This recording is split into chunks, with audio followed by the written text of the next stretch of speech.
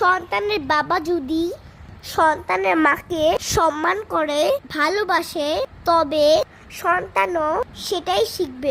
এমনকি আশেপাশের সবাইও তা করবে। একজন মেয়ের জন্য স্বামী তার সবচেয়ে বড় ঢাল, ছায়া।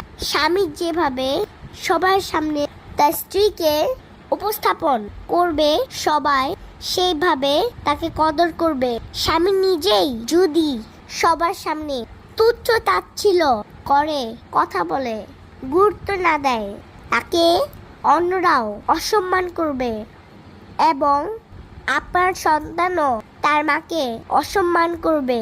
নিজের সন্তান তখন তার মাকে গুরুত্ব দিবে না, সম্মান করবে, কোনোটাই করে না।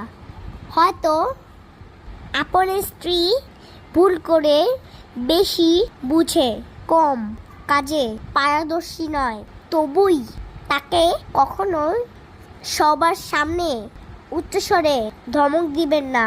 সবাই সব দিক দিয়ে পারফেক্ট হয় না, এই সত্যটা আপনাকে মেনে নিতেই হবে। একজন সন্তান আদর্শবান তখনই হয় যখন তার বাবা মাও আদর্শবান হয়। তাদের আচরণ দেখে সেও ভালো গুণ